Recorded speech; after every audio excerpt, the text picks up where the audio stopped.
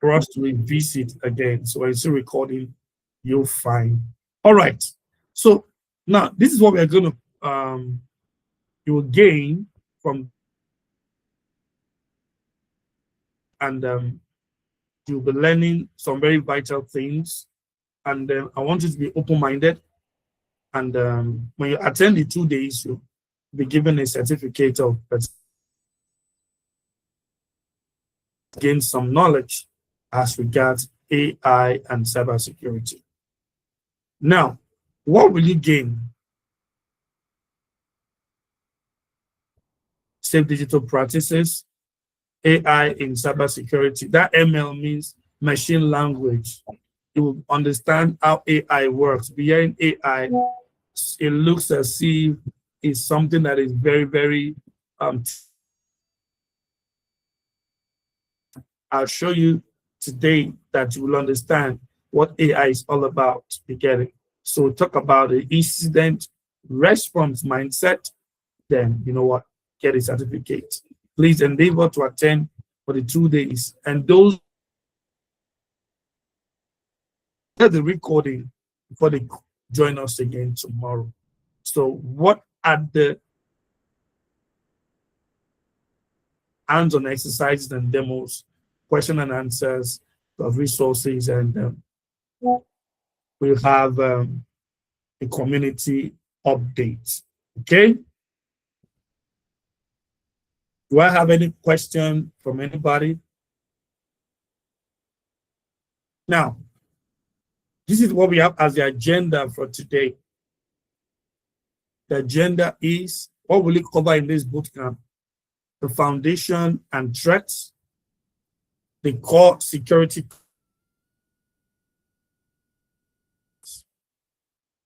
Under the foundation, we talk about the cybersecurity, fundamentals, and threat landscape. And let me give us a bit of what cybersecurity is all about.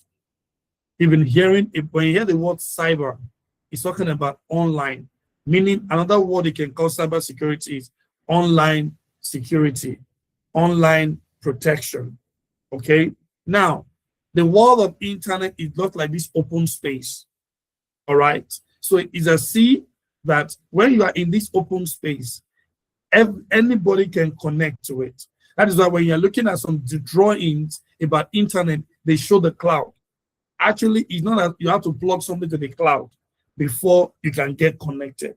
But there are a series of connections that brought about internet. Now, let me bring you down to the word of internet before you can understand the concept of cybersecurity. The full word of internet means interconnectivity. Interconnectivity. That is the connections of two or more computers, two or more systems, two or more hosts over a long distance between a location and another location. Remember, we have what we call intra-connection. Intra means connection within a certain location, within a certain place. When we talk about inter, inter means going out of a particular place. Okay? Now, there are certain technologies that are responsible for you to be connected successfully on the network. Now, all these things started from what? Network. The networking of computers together. Before now, you have your computer, and what is really the backbone of networking? All right? Now, the backbone of networking is just to share resources. For example, I have 20 systems, computers. When you hear me say host, host is a language in a networking environment. Host is something as your computer system. All right. So now, when you have, I have about 20 systems.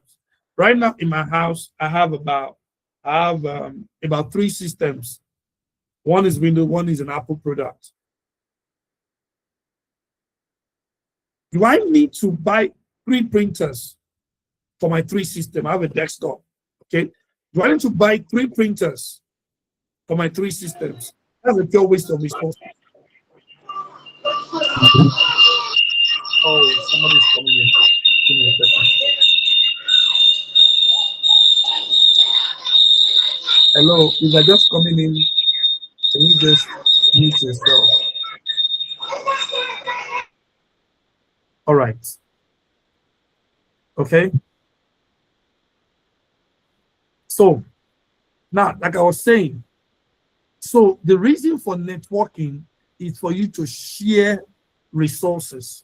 So I want to give us a background knowledge that you can understand when we start talking about cybersecurity. Is to share resources. What are the resources you can share? Your printer, you can share your scanner, you can share a lot of input and output product systems. Now, over time, I need to connect to another system. I need to get an information from another system. Do I need to use a same devices to copy from one system to another system? Now, the issue of interconnection came into me. Now, we have local area network, we call it LAN. We have, now this one does not operate again, metropolitan area network, MAN, it doesn't operate again. Then we have wide area network. Now, hear this. The local area network is just a connection of computer system or host within a small locality. It can be within your office, it can be within your environment. That is your connection. And what are the tools that are responsible for the connection of your computers? You talk about your switch. I'll tell you what a switch is. Tell you about, then we use hub. Hub is just a device where you connect different computers together in order for them to share resources. Now, hub went out of vogue because there were a lot of limitation on that net device. Now, you understand that when you see some, what's it called? When you see something, they'll tell you, oh, something megabyte per second, kilobyte per second, there has a meaning. That is the rate at which your data is being transferred from one system to another. So each of these devices, they have their strength of speed of which they can transfer devices. And that is the way the internet came into existence. Now, the world of different systems together all over the world. Now, you cannot expect me, because I want to get an information from America. I need to lay a cable or lay it from my house to somewhere in America. No, certain technologies have been brought into place. Certain things have been put into consideration. Back in, I think, over 20 years ago, where I did my Cisco certified network classship training, I was exposed, to a lot of network. I use them again.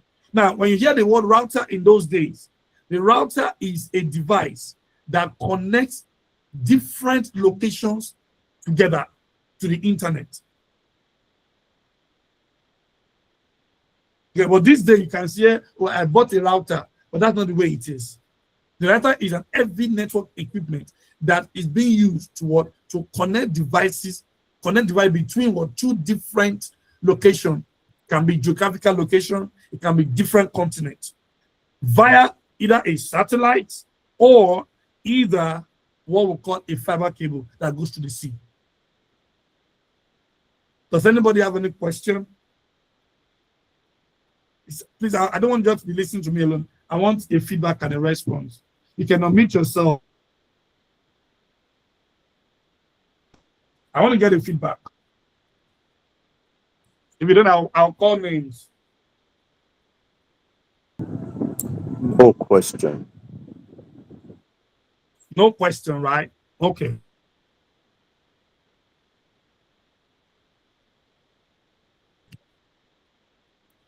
Okay. Now I'm trying to lay a foundation so that you can really understand what. So when we're talking about cybersecurity, some very core tech. All right. So now, coming back to the reason why you wonder that how do I send an email and within the next couple of seconds the person in the US has received it. You were wondering, what are the techniques that are put in place? Right before now, we were using satellite. That is, the satellites, there's an equipment that helps to connect different locations together, which is outside the space of this earth. Now, you notice that for you to install a satellite outside the Earth's orbit, we use rockets. Now, there is an energy that operates outside the Earth's orbit. The energy is that the gravitational force outside the Earth orbit is zero. That anything you throw up stays there. But here in the Earth, anything you throw up comes down because there's a gravitational pull on the Earth. Now, when the rocket is about to leave the Earth, there's what we call, it works with this concept of what we call the S. Then leaves the Earth's surface. So immediately it comes out of the Earth's surface, then it begins to act. The satellite, there is no rope that is tying a satellite from where it is being anchored to the Earth. In the orbit for a effective period of time. You understand what I'm trying to say? So and then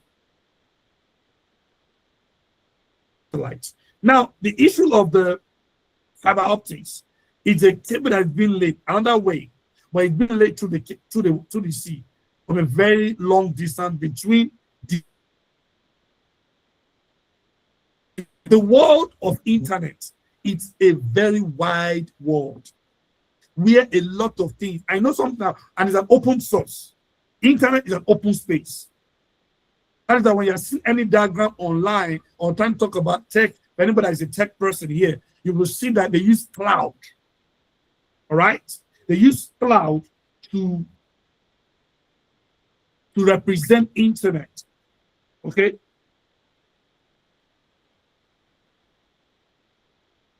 This particular thing is what is being used to represent the internet, because the internet is an open space.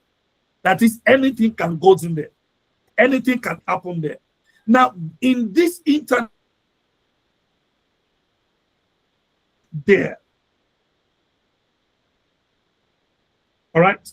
There's a lot of things that operate in the space. So, for your information to be guarded, for your information to be saved, there are certain things that need to be put in place. And that is why we're talking about cybersecurity today. The ways in which you can safeguard your data and information online.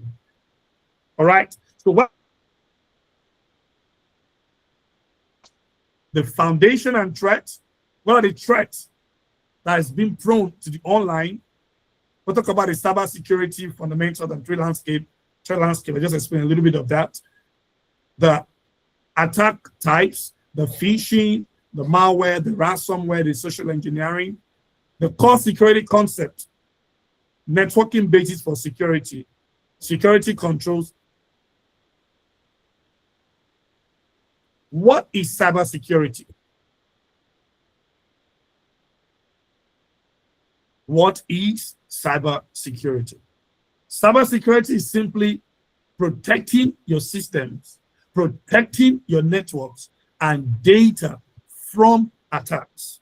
Now, if you are here, you have not done your two-step verification on all your emails, your WhatsApp, please do so. Now, what are the two-step verification?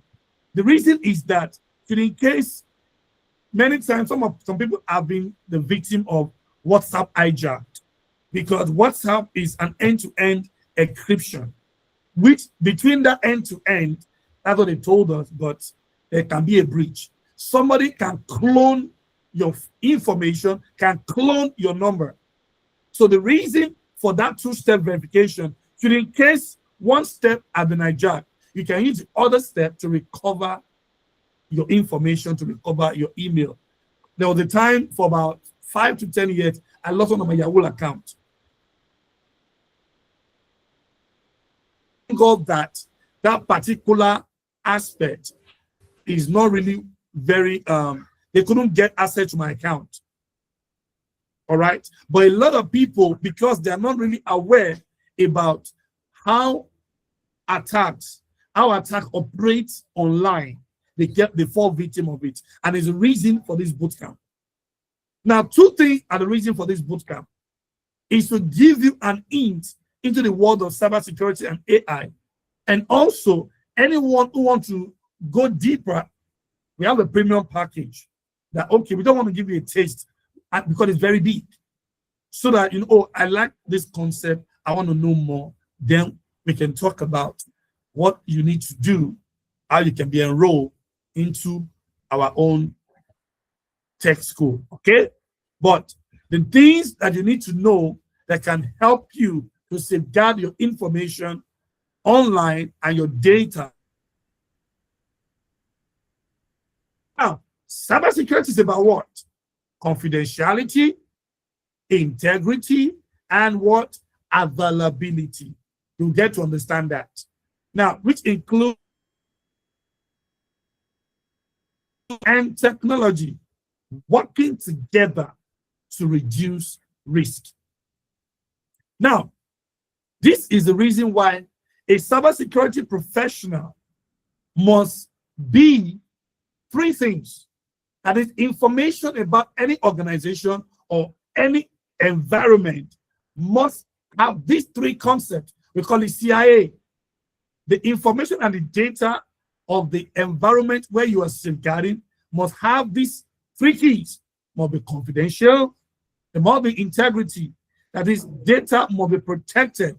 Data must not be leaked. Data must not be shown to a third party.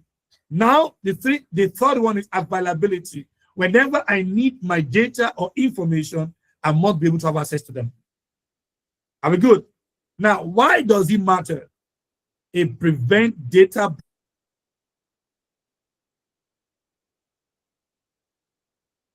business continuity and meets compliance and trust requirements. All right? So, what are the things we need?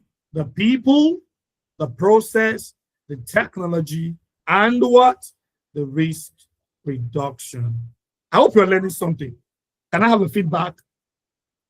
Can I have feedback from one or two people? I hope you're learning something. Yes, yeah.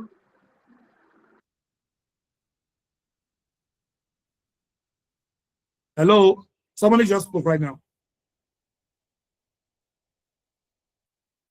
Okay. Yes, we are learning. Okay, thank you very much. Okay, thank you very much. Okay, these are the core security goals I just told you about, and it's the foundation for every security program. Confidentiality, only authorized access. Integrity, no unauthorized ability, accessible when needed. Now, this is the next thing. The threat landscape. You could see there are different kinds of attack. Some of you have received a fake email. Received a fake email before. Can you unmute yourself? So as you're coming in, please kindly put your name at the comment section. I'll call names, so please, I don't want to be the one talking. How many of you have seen fake emails, or you know that this email looks fake? Anybody?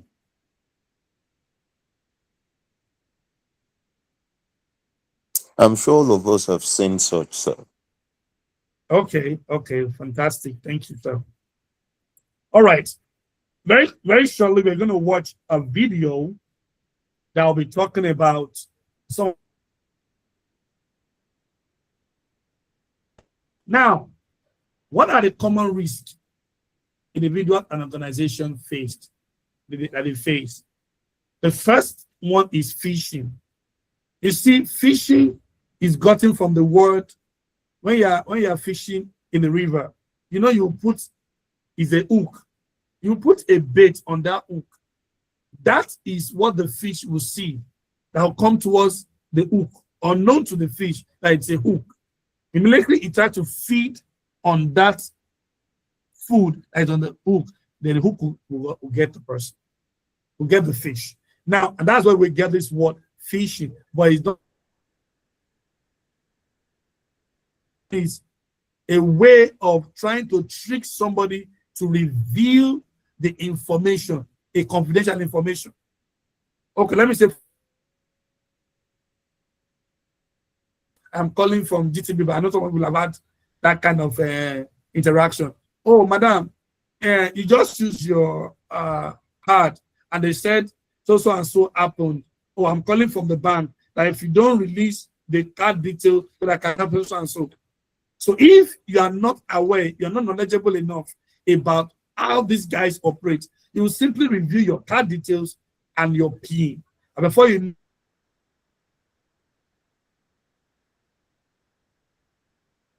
will be drained. Please, just a second, please. Just give me a second.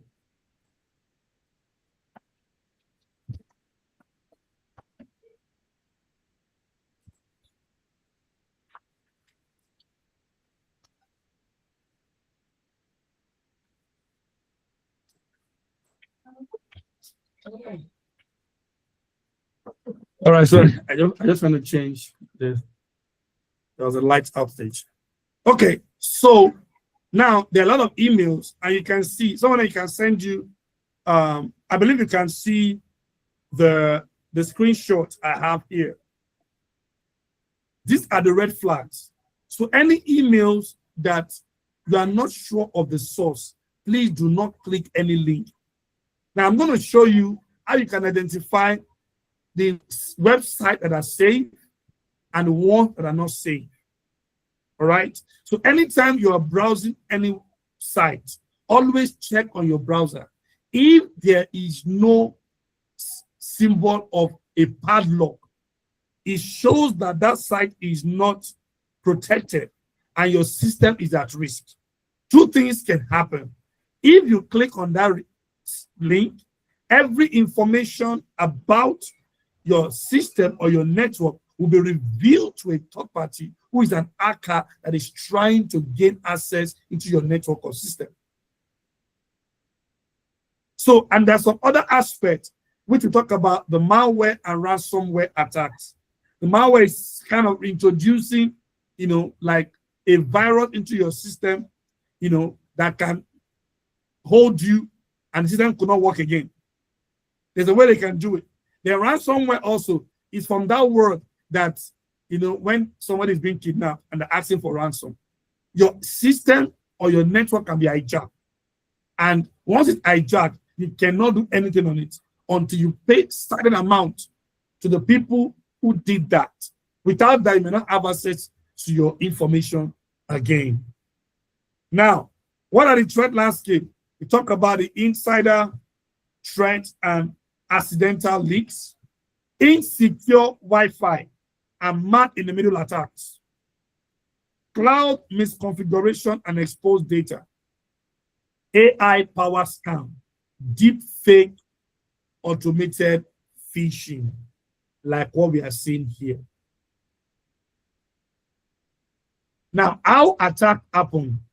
Kill chain overview. From reconnaissance to impact. Look at it. Reconnaissance, weaponize, deliver, exploit, install, control, and impact.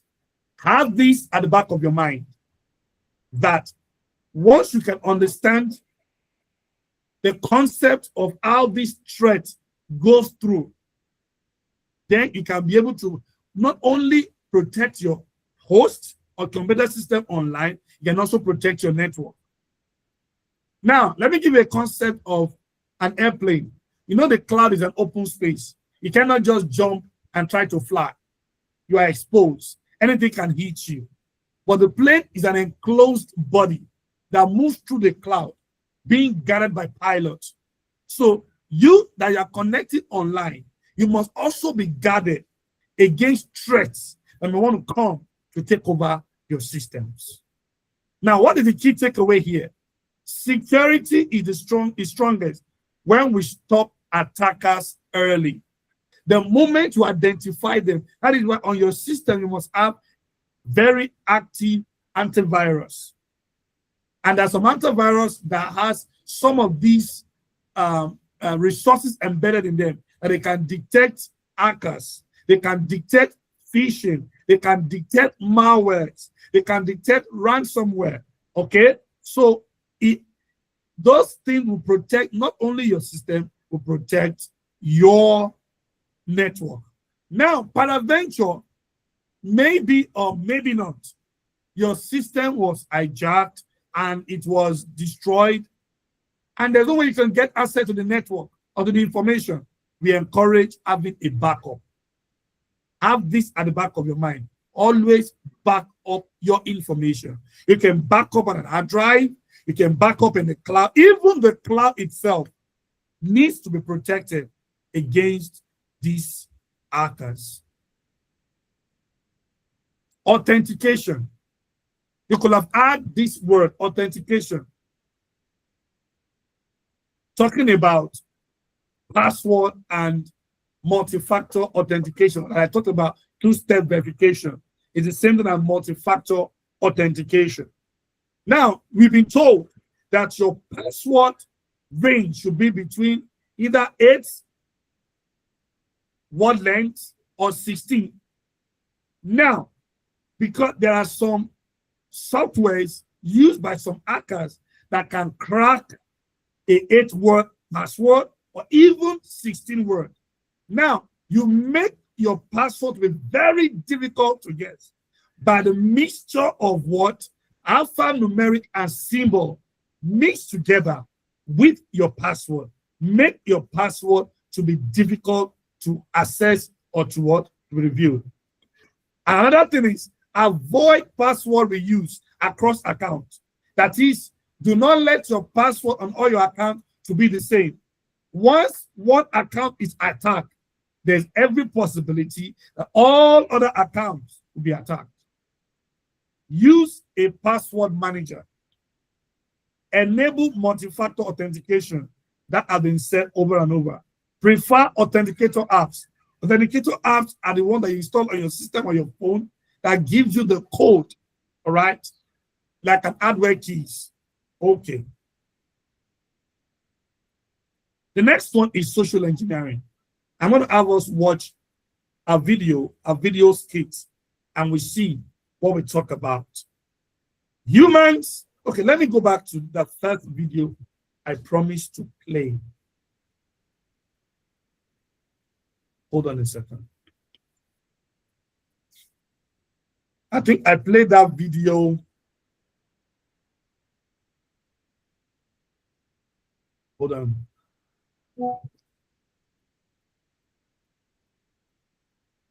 Sorry. I want to share.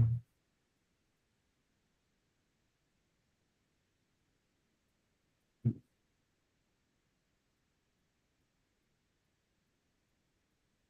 think some of us just joined us. So kindly watch this in 6 minutes.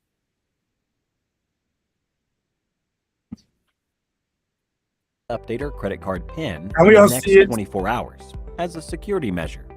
Judging the severity of the message, Jane follows the link provided in the email. On delivering her current credit card PIN and the supposedly updated one, the website became unresponsive, which prompted her to try sometime later. However, after a couple of hours, she noticed a significant purchase from a random website on that same credit card, which she never authorized. Frantically contacting the bank, Jane realized the original email was a counterfeit or a fake message with a malicious link that entailed credit card fraud. This is a He's talking classic about example of a phishing. phishing attack. Phishing attacks are a type of social engineering where a fraudulent message is sent to a target on the premise of arriving from a trusted source. Its basic purpose is to trick the victim into revealing sensitive information like passwords and payment information. It's based on the word phishing, which works on the concept of baits. If a supposed victim catches the bait, the attack can go ahead, which in our case makes Jane the fish and the phishing emails the bait. If Jane never opened the malicious link or was cautious about the email authenticity, an attack of this nature would have been relatively ineffective. But how does the hacker gain access to these credentials? A phishing attack starts with a fraudulent message, which can be transmitted via email or chat applications. Even using SMS conversations to impersonate legitimate sources is known as smishing, which is a specific category of phishing attacks. Irrespective of the manner of transmission, the message targets the victim in a way that coaxes them to open a malicious link and provide critical information on the requisite website. More often than not, the websites are designed to look as authentic as possible. Once the victims submit information using the link, be it a password or credit card details, the data is sent to the hacker who designed the email and the fake website, giving him complete control over the account whose password was just provided. Often carried out in campaigns where an identical phishing mail is sent to thousands of users, the rate of success is relatively low, but never zero. Between 2013 and 2015, corporate giants like Facebook and Google were tricked off of $100 million due to an extensive phishing campaign, where a known common associate was impersonated by the hackers. Apart from credit access, some of these campaigns target the victim device and install malware when clicked on the malicious links, which can later function as a botnet or a target for ransomware attacks. There is no single formula, for there are multiple categories of phishing attacks. The issue with Jane, where the hacker stole her bank credentials, falls under the umbrella of deceptive phishing. A general email is sent out to thousands of users in this category, hoping some of them fall prey to this scam. Spear phishing, on the other hand, is a bit customized version. The targets are researched before being sent an email. For example, if you never had a Netflix subscription, sending you an email that seems like the Netflix team sends it becomes pointless. This is a potential drawback of deceptive phishing techniques. On the other hand, a simple screenshot of a Spotify playlist being shared on social media indicates a probable point of entry. The hacker can send counterfeit messages to the target user while implying the source of such messages being Spotify, tricking them into sharing private information. Since the hacker already knows the target uses Spotify, the chances of victims taking the bait increase substantially. For more important targets like CEOs and people with a fortune on their back, the research done is tenfold, which can be called a case of whaling. The hackers prepare and wait for the right moment to launch their phishing attack, often to steal industry secrets for rival companies or sell them off at a higher price. Apart from just emails, farming focuses on fake websites that resemble their original counterparts as much as possible. A prevalent method is to use domain names like Facebook with a single O or YouTube with no E.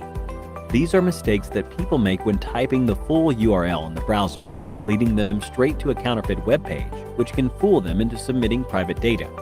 A few more complex methods exist to drive people onto fake websites, like ARP spoofing and DNS cache poisoning, but they are rarely carried out due to time and resource constraints. Now that we know how phishing attacks work, let's look at ways to prevent ourselves from becoming victims. While the implications of a phishing attack can be extreme, protecting yourself against these is relatively straightforward. Jane could have saved herself from credit card fraud had she checked the link in the email for authenticity, and that it redirected to a secure website that runs on the HTTPS protocol. Even suspicious messages shouldn't be entertained. One must also refrain from entering private information on random websites or pop-up windows, irrespective of how legitimate they seem. It is also recommended to use secure anti-phishing browser extensions like Cloudfish to sniff out malicious emails from legitimate ones. The best way to prevent phishing is browsing the internet with care and being on alert for malicious attempts at all times. So here is a question for you. If both me and my friends receive the same email that instructs us to change our Spotify password before the end of the day, even though one of us never used Spotify, what bracket does this phishing attack fall under? 1. Whaling. 2. Spear phishing. 3. Deceptive phishing. 4. Farming. Think about it and leave your answers below in the comments section, and 3 lucky winners will receive Amazon gift vouchers. Cyber attacks are becoming more prevalent due to the pandemic, where work from home is the norm, and people spend possibly more than half their day with a laptop. While we cannot stop every attack at the root, we must be informed and vigilant to phishing attacks, among others, to safeguard our data. We hope you enjoyed this video. If you did, a thumbs up would be really appreciated. Here's your reminder to subscribe to our channel and click on the bell icon for more on the latest technologies and trends. Thank you for watching, and stay tuned for more from Sim. Okay.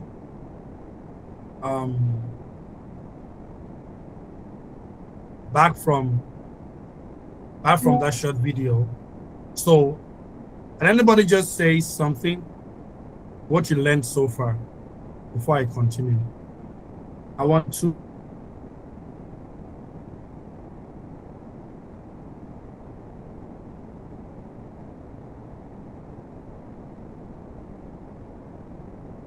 I'll stop talking.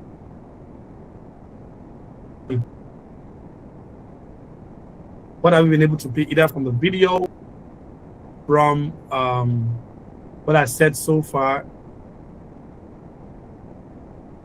Okay. Tommy, can you say something? What did you learn?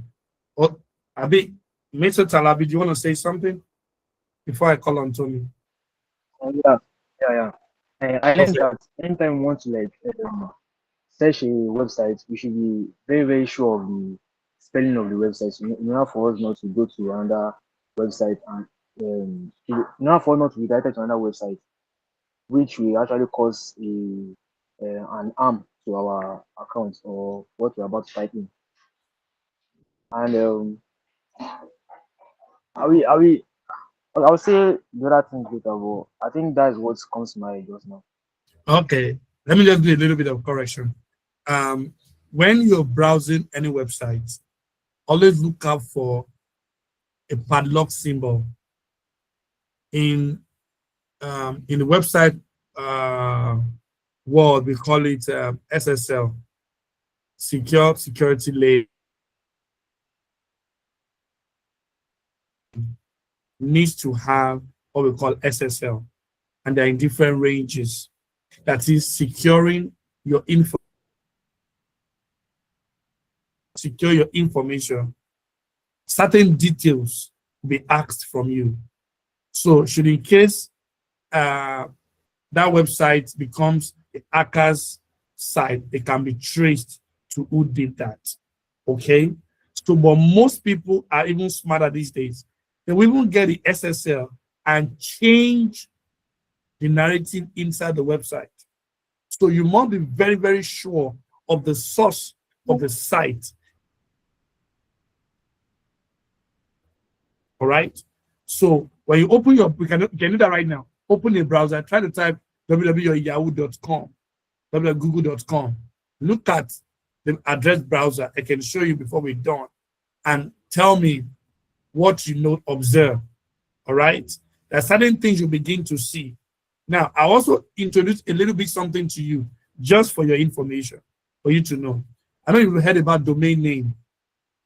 Domain name is a name that is used to identify the website. But invariably, what the world of internet recognizes is what we call a particular specific set of numbers, which we call the internet protocol address. All right?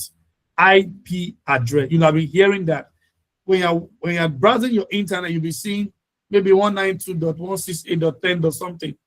That is what is the number, and we call it what every devices on the network. So every devices on the network has a unique identifier. That is one of the things that makes an hacker to be able to attack your system. All right. They can use your IP address to load your system and network. All right. So we continue. Does anybody have any question?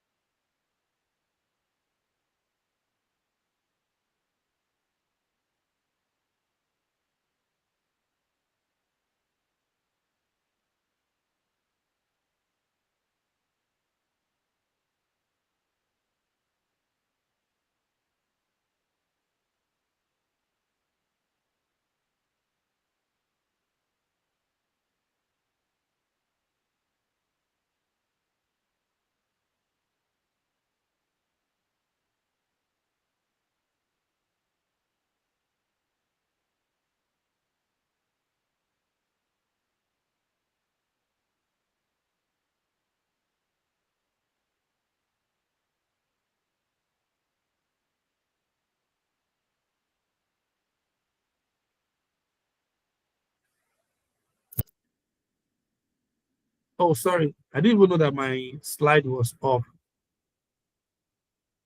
Okay.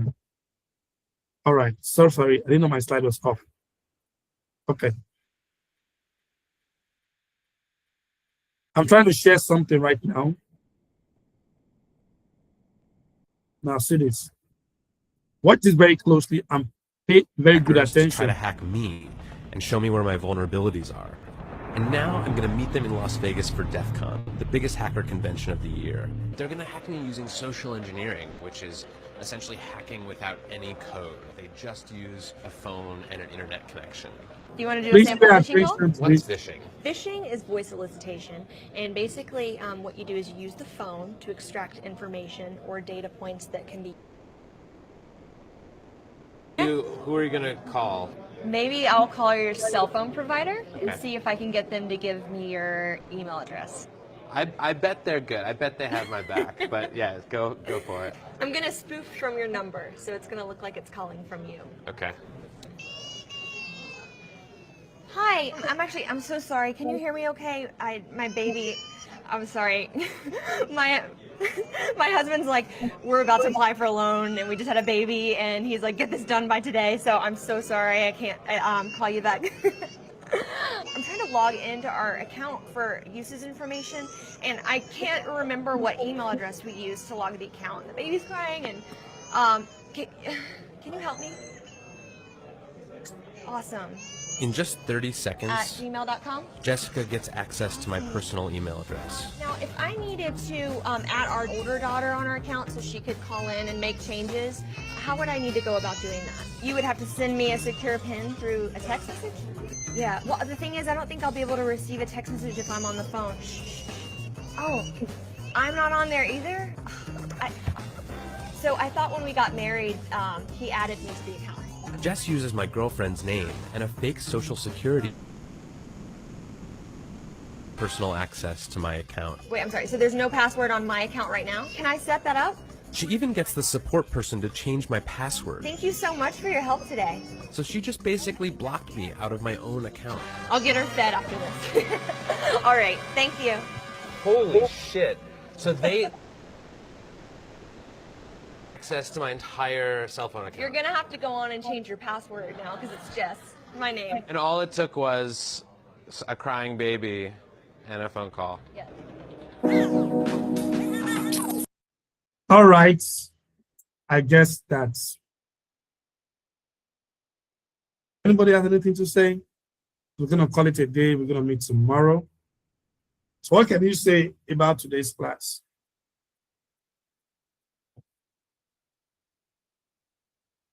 Something? Yes, it's been an eye-opener. Okay. Right. That's good. An eye opener.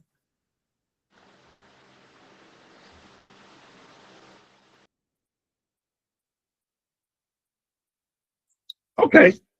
I believe people are sometimes shy when they want to talk, but okay. So tomorrow, I would like us to come again, wrap up tomorrow. I'll show us.